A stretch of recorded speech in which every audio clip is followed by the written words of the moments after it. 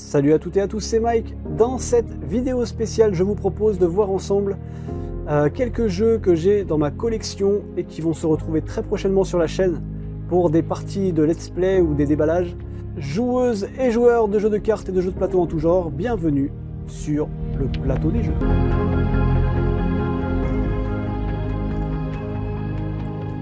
Allez, on est parti avec le premier jeu. Alors, je vais vous présenter les petits jeux d'abord et les gros jeux après. Donc, restez bien jusqu'à la fin de la vidéo. Vous verrez, il y a du lourd.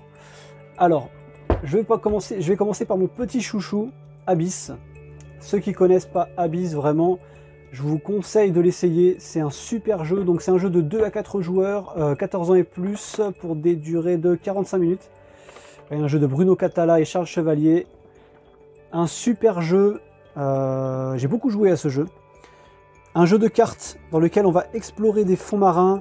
Il y a des peuples à capturer. Il faut faire des combinaisons de peuples pour pouvoir gagner les faveurs des seigneurs qui vont nous rapporter des points de victoire. Et donc c'est celui qui a le plus de points de victoire à la fin qui gagne. Il y a des perles dedans, il y a des clés, il y a des lieux à gagner. Il y a un super plateau de jeu, il y a des monstres. C'est vraiment classe. C'est vraiment classe. Alors je m'étais procuré pendant un temps... les extensions, mais finalement on a préféré jouer sans les extensions, c'était un peu trop, c'était pas trop à mon goût. Voilà. Alors le plateau, très beau plateau, je sais pas si je vais pouvoir le déplier complètement à l'écran, je pense que oui, il n'y a pas de raison. Hop là, vous voyez, beau petit plateau. Voilà, tout en haut il y aura l'exploration, ici les peuples et tout en bas les seigneurs. Vous voyez, hop. Avec ici donc on gagne des perles, machin, etc. Bon, je vais pas vous expliquer les règles. Bref, excellent jeu. On passe un bon moment sur ce jeu, c'est vraiment top. Voilà. On a ici les perles, les fameuses perles, avec ici les petites coupelles. Chacun sa petite coupelle, chacun ses perles. Voilà, on gagne des perles au fur et à mesure, elles nous servent à acheter. Ici, on a le petit carnet de score, vous voyez, moi je suis le E. Vous voyez, je perds souvent. Ce jeu, je perds souvent. Ici, les cartes des seigneurs. Alors, les cartes des seigneurs, vous voyez, il y en a quand même un bon paquet. Il y a vraiment un bon paquet de seigneurs et il y a vraiment de quoi faire. Je vous dis, c'est un jeu, vous n'allez pas vous ennuyer. Ici, vous avez un gros paquet aussi. Donc ça, ce sont les cartes d'exploration. Les cartes d'exploration. Voilà, avec les peuples dessus, de différentes couleurs et de différentes valeurs.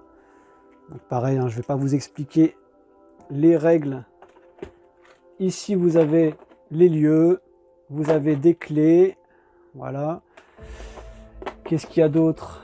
Et puis les pions monstres. Voilà, ici, il y en a plein. Bon, ils se sont un peu mélangés avec les clés, hein. C'est un peu le problème quand on range des boîtes à la verticale. Et il y a des pions monstres, voilà, qui rapportent des points également en fin de partie. Bref, un excellent jeu. Si vous n'avez jamais essayé ce jeu, je vous le conseille. Une valeur sûre, Abyss. Vous serez absolument pas déçus. Après, voilà, je comprends que le thème ne va peut-être pas plaire à tout le monde. Mais bon, moi, c'était mon petit chouchou. Voilà, Abyss. Toujours dans les jeux de Bruno Cathala. Un autre de mes chouchous, hein, j'ai beaucoup de chouchous, Imaginarium. Imaginarium, ça aussi, alors c'est quasiment dans le même esprit que Abyss. C'est-à-dire que vous allez également avoir des cartes, donc c'est pareil, un jeu de 14 ans et plus, de 2 à 5 joueurs, 90 minutes par partie, il est un peu plus long. Vous allez avoir ici au milieu un bac de ressources, et il va falloir construire des machines, plutôt ici, vous allez avoir des machines à construire, des machines de rêve. Et vous avez un plateau personnel, vous allez devoir construire des machines de rêve dans votre coin personnel, et pareil, gagner le plus de points de victoire. Donc c'est quasiment pareil, vous avez la piste est pareille que pour les seigneurs dans Abyss. C'est une sorte de tapis roulant, toutes les machines vont défiler au fur et à mesure, elles vont tomber dans la grosse bouche qui est là. Et voilà, on récupère des ressources, vraiment, c'est vraiment classe. On a des pions, ils sont magnifiques, je vais vous montrer ça tout de suite. Ce jeu-là est vraiment un bon petit coup de cœur aussi. Donc c'est pareil, ça, hein, c'est un jeu pas très compliqué à comprendre. Ça, j'y ai fait jouer ce jeu-là et Abyss. Je les ai fait jouer à des non-joueurs et ils ont compris très vite les règles. Ici, vous voyez, on a les plateaux joueurs. Alors, vous voyez, les plateaux joueurs qui se déplacent avec une aiguille pour les actions, ils sont tous un peu asymétriques en fait. Donc l'idéal, c'est de les mélanger un peu et de les distribuer aléatoirement. Voilà, donc les plateaux joueurs, regardez-moi ça. Et ils font des super plateaux quand même, hein. C'est un truc de dingue. Il y a du beau matériel. Ici, voilà, la piste sur laquelle, vous voyez, c'est un tapis roulant, les machines vont défiler. La dernière machine, je crois que c'est ça, oui, la dernière machine, une fois quand on fait avancer tous, elle tombe dans la bouche, à la fin. Ici, on place ça, machin, et les ressources. Ici, nos personnages vont avancer. Là, on va avoir des trophées à gagner. Là, ici, il va y avoir des experts à venir faire venir chez nous, etc. Bref, un excellent jeu. Un peu de placement également, et ça va fonctionner avec des petits paravents. Voilà, chacun va avoir son petit paravent. On va cacher, il y a tout de résumé derrière. On va cacher nos petites ressources secrètement. Et voilà, et on va faire la partie comme ça. Et je crois que c'est le premier à 20 points de victoire qui gagne la partie. Voilà. Donc en gros, on fait la partie, on ne dit rien à personne. Dès qu'il y en a un qui a 20 points de victoire, je crois qu'il finit son tour. Et après, il annonce qu'il a terminé, qu'il a gagné. Et fin de la partie. Non, c'est un super jeu. Je vous conseille très clairement d'essayer. De toute façon, je vous montre quasiment que des jeux qui m'ont fait mouche, moi. Donc voilà, Imaginarium. Allez, on passe à la suite avec un jeu d'exploration souterraine, Subterra. Alors Subterra, c'est un jeu qui se joue aussi également très bien en solo. Je vais vous préciser pour les jeux qui se jouent en solo comme ça. Ça, c'est vraiment un bon petit jeu aussi. C'est un jeu d'exploration. Vous tombez dans une grotte et vous voyez, c'est coopératif. C'est-à-dire que tout le monde joue ensemble ou vous pouvez jouer tout seul. On tombe dans une grotte et du coup, on se retrouve à essayer de chercher la sortie de cette grotte en explorant les tuiles une par une. Vous voyez, on a la pile de tuiles. Et on doit du coup à chaque fois découvrir, il y a des horreurs dedans, etc. C'est vraiment classe. J'ai acheté également avec Subterra les 3 extensions. Quasi indispensable. Si vous voulez renouveler le jeu, c'est quasi indispensable. Ça ne coûte pas si cher que ça en plus. Les boîtes sont vides puisque tout est dans la boîte de base. Alors Subterra, je vais vous montrer ça, comment ça fonctionne. Alors ici on a, voilà, vous voyez les 3 petits fascicules pour les extensions. Ça fait des petites variantes, on rajoute des petits modules, etc. Une belle notice bien faite. Ensuite, alors oui, alors il y a 2-3 trucs que j'ai fait moi-même. J'aime beaucoup pimper mes jeux, hein. Ça je préfère vous le prévenir à l'avance. Je vous préciserai bien sûr ce qui est dans la boîte et ce qui n'est pas dans la boîte d'origine. Ça, c'est moi qui les ai fait. C'est des cartes aléatoires. J'aime beaucoup faire des cartes aléatoires. Voilà, pour ceux qui regardent mes vidéos de Marvel Champions, ils le savent. Ça, donc, c'est pour mes cartes aléatoires. Ça, je l'ai fait moi-même aussi. Voilà, ça... Oula, je fais tout, je casse tout. C'est disponible sur Thingiverse pour ceux qui ont des imprimantes 3D. C'est super pratique. Là, ça nous permet de piocher les tuiles. Alors vous voyez, les tuiles elles sont comme ça. Donc on va choisir, on va dire je pioche cette tuile là. Voilà, on se retrouve avec un rétrécissement. On doit le poser à côté de nous et on explore au fur et à mesure la grotte comme ça, sachant qu'on met la sortie dans les 5 dernières tuiles. Voilà, ça c'est vraiment un bon jeu de tension. Alors là, ouais, j'ai les tuiles des extensions. Ici, nous avons les horreurs. Les horreurs que j'ai peint juste la base. Voilà, j'ai peint juste la base pour reconnaître. Donc ça, c'est les horreurs normales noires. Et ça, c'est les sauteurs en violet.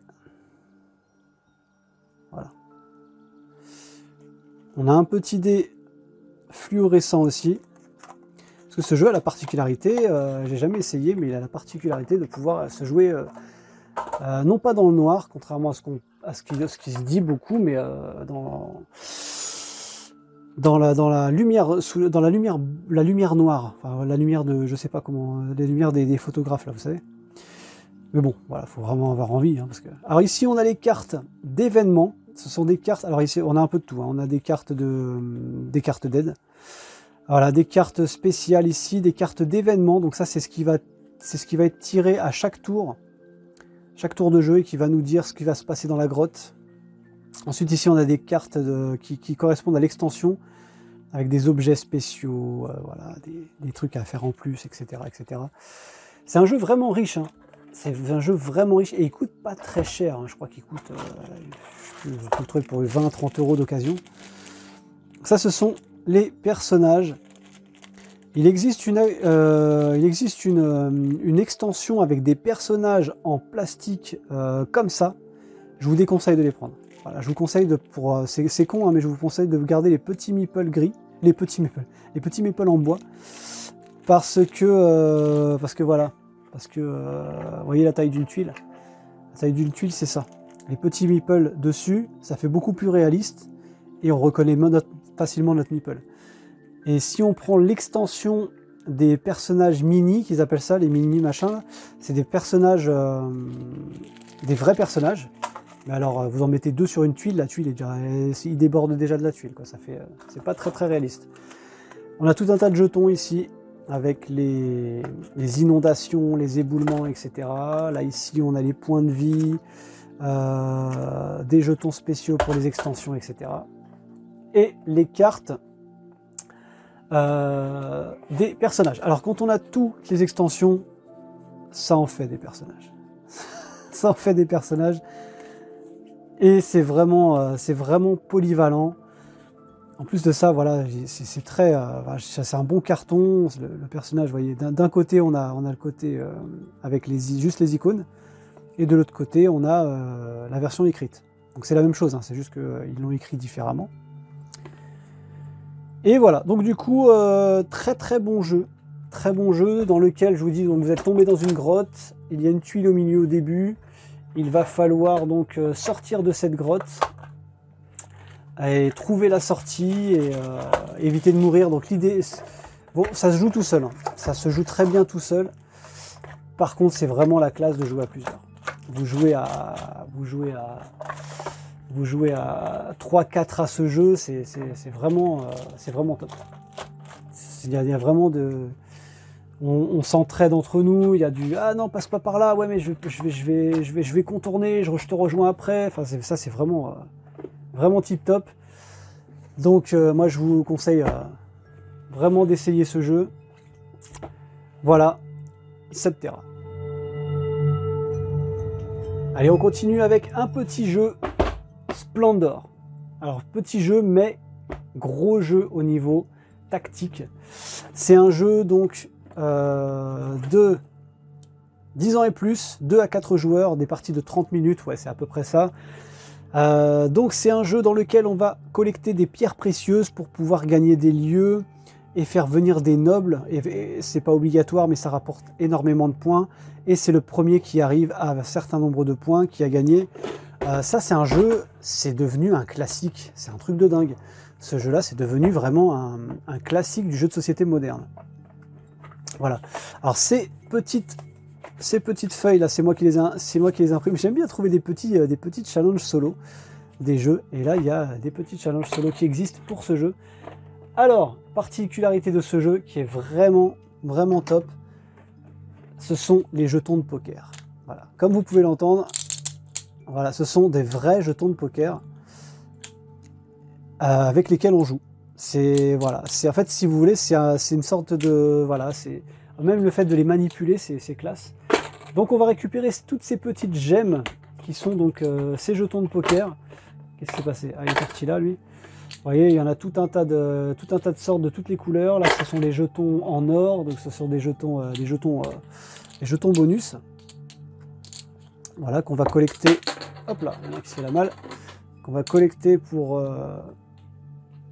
pouvoir avoir ces cartes-là. Donc ces cartes-là, ce sont, vous voyez, ces cartes-là. Alors ce jeu-là, c'est super facile à expliquer. C'est une carte rouge. Et pour l'acheter, par exemple, donc elle va devenir une ressource rouge. C'est comme si vous aviez un jeton rouge, sauf que les jetons sont limités par un nombre, au maximum par personne, alors que du coup, les cartes ne sont pas limitées du tout. Vous voyez, c'est-à-dire que du coup, on va pouvoir l'acheter. Donc là, par exemple, pour l'acheter, celle-là, elle vaut une blanche, une rouge et 3 noires. Donc il va falloir qu'on arrive à avoir une blanche, une rouge et 3 noires. Et du coup, on peut revendiquer cette carte-là. On la prend avec nous. Et maintenant, on a une rouge avec nous tout le temps. C'est-à-dire que si on a besoin d'acheter, par exemple, celle-ci, on a déjà la carte rouge qui est avec nous. Donc on décompte celle-là. Donc on n'aura plus qu'à avoir une rouge, une noire, une verte, une blanche, etc., etc. Et au final, à la fin, on devient surpuissant. Voilà, il y a les niveaux 1, les niveaux 2, les niveaux 3, et ici nous avons les nobles, et les nobles viennent avec nous si jamais, comme on acquiert des cartes, si on arrive à avoir 4 cartes noires et 4 cartes blanches par exemple, elle vient, et elle nous donnera 3 points de victoire.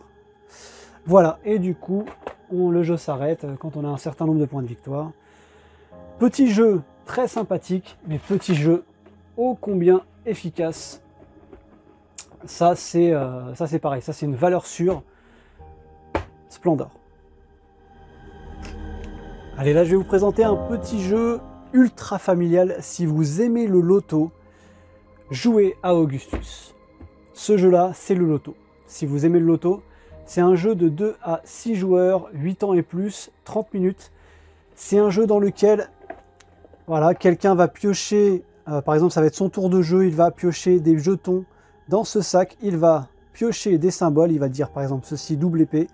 Tout le monde va cocher sur ses cases, il va poser ses petits pions sur les cases, double épée, une sur un double épée, hop, on repioche une double épée, ah, une deuxième double épée, il ne me reste plus que 2 boucliers, etc. C'est le loto. Voilà, c'est tout simplement le loto, on remplit ses cartes, ces petits cartons, et ça nous rapporte des points de victoire à la fin, plus des petites habilités, plus des petites spécificités, c'est le loto, version plus. Vraiment classe. Quand on voit la boîte comme ça, elle fait pas envie du tout. On se dit mais qu'est-ce que c'est que ce jeu? D'ailleurs, je me demande vraiment pourquoi est-ce qu'ils ont fait une boîte aussi non annonciatrice du style de jeu, quoi. Je vais vous montrer l'intérieur du jeu. Voilà, ça c'est un jeu que je... Mais enfin, ce jeu-là, d'occasion, vous pouvez le trouver à 10 €. Vous allez sur des sites comme Ocaseo, vous le trouvez à 10 €. Vraiment, vraiment top. Ça, je le ressors tout le temps en famille, c'est un classique. Vous notez les points sur une feuille comme ça. Et vous avez donc un paquet de cartes. Voilà, un paquet de cartes. Vous en distribuez, je crois que c'est 7 par personne. Et voilà. Et vous voyez, tout le monde remplit les petites cases qu'il y a sur le côté. Voilà, ici par exemple 2 boucliers, un char. J'ai fini mon truc. Je dois dire Ave César. S'il faut dire Ave César quand on a fini une carte. Hop. On termine la carte, on remporte les points de victoire et par exemple ici le bonus c'est d'avoir 2 légions en plus. Alors les légions ce sont les petits bonhommes qu'on va mettre sur les cases. Vous voyez, quand on nous dit par exemple ici on nous dit bouclier, on va prendre son petit bonhomme légion, on va le poser sur le bouclier. Et franchement il n'y a rien de plus simple. Voilà, ça c'est les petits bonhommes légion. Vous voyez, il y en a un bon paquet. Et voilà, tout simplement, avec ici le petit sachet. Hop. C'est parti, la partie peut commencer. Je pioche. Char. Hop, tout le monde pose son petit jeton sur un char. C'est vraiment... voilà, là, je vous ai vendu le jeu. Ça coûte que dalle, ça. Mais regardez, quand vous voyez la boîte du jeu, est-ce que vous ne croyez pas plutôt que c'est un jeu, je sais pas moi, un jeu super compliqué dans lequel on va devoir placer des trucs? Non, c'est un jeu de loto. C'est un jeu de loto, là. Franchement, Augustus, une tuerie internationale. Alors là, je vais vous parler d'un autre petit jeu dont je n'attendais rien du tout et je l'ai trouvé en promotion et je crois qu'il est encore en promo sur plein de sites pour pas cher du tout. Et j'y joue avec mon fils, c'est Planetopia. Planetopia, c'est un petit jeu très sympathique. Franchement, je vous le dis, j'en attendais rien du tout et je suis pas déçu. C'est un petit jeu dans lequel on va avoir chacun un petit plateau personnel qui va représenter notre planète. S'il veut bien me faire le point correctement, ouais, c'est pas mal. On va avoir des petits jetons de personnages, donc d'habitants de la planète, sur lesquels qu'on va devoir mettre. Et en fait, ça va jouer sur la gravité. Vous voyez, il y a des flèches. Ça va jouer sur la gravité, c'est-à-dire que si on veut mettre un petit bonhomme tout en haut ici, ben on peut pas. Il va d'abord tomber tout en bas. Il va falloir qu'on mette d'autres petits bonhommes pour qu'ils se mettent dessus. C'est un petit jeu de puzzle sur lequel on va placer nos bonhommes sur nos planètes pour pouvoir accomplir nos objectifs à nous, qu'on a piochés. Voilà. Et nos objectifs vont valoir des points de victoire en fin de partie, on peut en avoir d'autres à la fin, on peut gagner des habilités spéciales pour piocher d'autres personnages, etc. C'est très sympathique, très sympathique, avec des atomes, c'est un peu la monnaie du jeu, on va devoir disposer des atomes sur les cartes pour aller plus loin, enfin c'est rafraîchissant, quoi. C'est rafraîchissant, je vais vous montrer un petit peu le matériel. Alors les petites boîtes ici, c'est pareil, c'est moi qui les rajoute, parce que c'est très utile pour le jeu. Et donc, il n'y a pas énormément de matériel. Hop là, c'est parti. Il n'y a pas énormément de matériel dans ce jeu, mais voilà, c'est sympa, ça fait le café comme on dit. Hein. Ça, on s'éclate. Hein. Là, ce sont les petites cartes, les objectifs à faire. Vous voyez, par exemple, si vous avez cet objectif-là, vous savez qu'il vaut 9 points. Par contre, pour pouvoir poser, par exemple, ici, lui, là, le petit bonhomme vert, il va falloir qu'il ait 2 petits paquets de cartes. Ça va être en quelque sorte notre armée. Alors, n'ayez pas peur de démo armée, etc. Vous inquiétez pas, c'est tout bidon. Regardez, les petits dessins sont tout mignons. Et en gros, on va piocher des cartes ici. Là, on ne les voit pas derrière, mais derrière, vous avez tout un marché de cartes. Il va falloir recruter des personnes. Hop, on a réussi à le recruter. Il y a tout un mécanisme très simple à faire de calcul. Ici, on additionne, machin, etc. Si on a gagné, on peut le mettre dans notre armée. Et on a, à chaque tour, à chaque fois qu'on fait ça, donc on a réussi à améliorer quelqu'un, on a ici des petits gobelins qui vont avancer, Dès qu'ils arrivent ici, il va falloir se battre contre eux. Donc ils arrivent, hop, et là maintenant, on pioche notre armée. On met notre armée, on voit si on peut gagner en faisant des combos, des machins. Hyper rafraîchissant. Chaque partie est différente. Il y a plein de gobelins différents, il y a des petits boss, c'est génial. Ça se joue avec des pièces. Ah, je vais vous montrer un petit peu ça. On va regarder un petit peu. Donc pour moi, je l'appelle le solitaire de 2019. Parce que clairement, vous vous lancez dessus, c'est une partie de solitaire. Voilà, c'est une partie de solitaire, mais je préfère jouer à Goblivion, quoi. Voilà, donc là, c'est votre plateau de jeu. Ouais, il est pas recto verso. Garde du corps, voilà, il vous explique un petit peu, ça c'est les 3 phases, entraînement, donc ça c'est ce que je vous ai dit, hein, quand on entraîne les gens, l'ennemi avance, et si l'ennemi arrive aux portes, combat. Ici, on arrive ici, on met notre pile ici, ce sont les malades, donc c'est dès qu'ils ont combattu, on les prend, on les met ici, et ensuite ils rebasculeront dans notre armée. Ici c'est notre argent, et là au-dessus on place notre roi, ici voilà, enfin, c'est classe. On a un petit plateau dépliant ici, voilà. Et là, donc, on a la mise en place des gobelins qui vont avancer jusqu'à arriver ici, aux portes du château. Et ici, on a les boss. Voilà, tout simplement. Il y a une petite mise en place pour chaque joueur, pour chaque nombre de chaque difficulté, pardon. Ça, c'est la difficulté 3, 4 et 5. Et on a les cartes. Alors moi, j'ai slivé les cartes. Je les ai protégées. Déjà, elles glissent mieux. D'accord. Et surtout, voilà, surtout, on les manipule beaucoup. Voyez, là, on a un fermier. Voilà, donc les fermiers valent 0. Par exemple, là, on a un idiot du village qui vaut -2. Et il faudra, par exemple, la pivoter. Hop, on détruit une carte en jeu, etc. Il y a énormément... Ce jeu est... Voilà. Alors, il est très addictif. Et pour moi, ce jeu n'a pas de défaut. Il a un seul défaut, si vous voulez, ça serait que il n'y a pas eu d'extensions qui sont sorties. Il y a un jeu qui est sorti d'Inoblivion, je l'ai pas aimé. Voilà, ça c'est mon avis personnel, hein, mais je l'ai pas aimé. C'était un peu différent le fonctionnement. J'ai pas trop aimé. J'ai pas aimé parce que du coup on construisait pas vraiment notre paquet de cartes, c'était différent. On piochait dans une jungle et c'était compliqué. C'était pas pareil, j'aimais pas. Ici on a les pièces. Très ingénieux les pièces, 3 d'un côté, 1 de l'autre. Voilà, on arrive toujours à faire le compte. Et voilà, d'autres petits trucs. Voilà, super sympa. Goblivion, le petit solitaire, facile à mettre en place, facile à jouer. Voilà. Goblivion. Allez, attention, cette fois-ci, on commence à attaquer un petit peu lourd en quelque sorte. Ghostbuster, le jeu de plateau. Voilà, Ghostbuster, le jeu de plateau, un jeu avec des figurines. Alors Ghostbuster, avec des figurines. Voilà comment ça se présente. Alors là, il ne montre pas, en fait, c'est ça qui est dommage, ouais. Ça montre pas vraiment le jeu. Ils auraient dû mettre un petit plateau de jeu pour montrer. J'ai fait une vidéo sur, j'ai fait une ou deux vidéos sur ma chaîne. Vous pouvez aller les voir.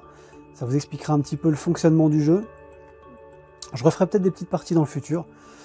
Voilà, donc tout est en anglais, mais le jeu est intégralement en français à l'intérieur. Donc il y a des dés, des cartes, il y a plein de figurines de fantômes, il y a des figurines donc des chasseurs de fantômes, il y a une figurine de comment il s'appelle, Bimodum Chamallow, c'est marqué en dessous. Il y a une figurine même de la voiture, une figurine de Bouffe-Tout, etc. pour ceux qui connaissent. Et ça se joue avec des tuiles qu'on place, etc. Et tout. Je ne vais pas vous refaire un descriptif complet, puisque j'ai fait des vidéos sur ma chaîne, je vous invite à aller les voir. Allez fouiller un petit peu dans la chaîne, vous allez les trouver. Je vais vous montrer très brièvement le matériel.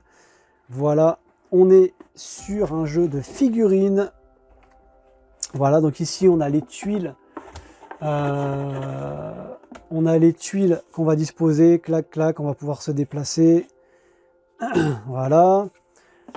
On a en dessous les cartes mission. Et ici, on a la boîte avec les figurines. Je vais vous les montrer un petit peu. On va pas trop les sortir. Voilà, si vous voulez les voir, je vous dis, hein, j'ai fait une vidéo. Je vous laisse aller la voir. Voilà, ici, vous voyez, on a plein de figurines. C'est sur 2 étages en plus. Ici, on a la voiture. Alors le jeu, il n'a pas eu trop de succès. Et pourtant, il est très plaisant à jouer. Vraiment, il est très plaisant à jouer. Enfin, pour vous dire, j'ai envie je le garde ce jeu, j'ai pas envie de le vendre. Je vais pas le vendre. Il n'a pas eu un énorme succès, je sais pas pourquoi. Bon après, c'est une mécanique simple, mais très efficace de capture de fantômes, dans lequel on s'éclate, quoi. Et en plus, il y a des scénarios, ça veut dire qu'au fur et à mesure, le jeu évolue, et on évolue nos personnages et tout. Voilà, donc gros jeu. Je vous dis, je vais pas vous refaire une présentation, puisque je vous dis, je vous laisse aller voir la vidéo que j'ai déjà faite. Enfin, les vidéos que j'ai déjà faites. Au niveau du matériel, il y a vraiment beaucoup de matériel dedans. Hein. Je vous dis, il y a des plateaux, il y a des dés, il y a des fiches personnages, il y a plein de figurines. Je vous dis, il y a 2 étages de figurines, un petit carton ici avec les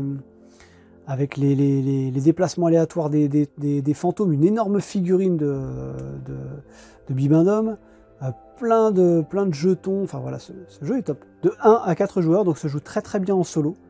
15 ans et plus, alors 15 ans et plus, je pense que c'est plus pour l'esprit des fantômes, hein, parce que j'ai joué avec mon fils de 9 ans. Alors lui, il a adoré. Ce jeu-là, il a adoré. Et une des parties dans les 60 minutes. Voilà. Ce jeu-là, je l'aime beaucoup. Voilà, je l'aime beaucoup, contrairement à tout ce qui a été décrié à droite à gauche. Je comprends pas. Voilà. Excellent petit jeu de plateau et de figurines, Ghostbusters. Alors ce jeu, j'en ai pas encore fait de vidéo sur la chaîne, mais qu'est-ce que j'en ai fait comme partie? Ce jeu, c'est Aeon's End. Aeon's End, comment vous dire? Le mec qui a créé ce jeu, c'est un génie. Il a fait ainsi qu'il a en plus la mise en place.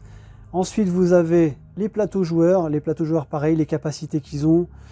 Ça va fonctionner avec un système de brèche à tourner, mais ça fait. Au début, j'ai eu peur. Je l'ai pris en me disant mais qu'est-ce que je me suis dit j'allais rien comprendre.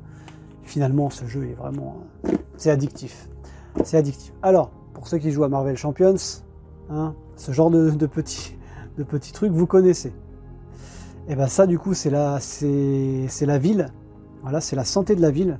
Bon, ma caméra elle arrête de bouger là.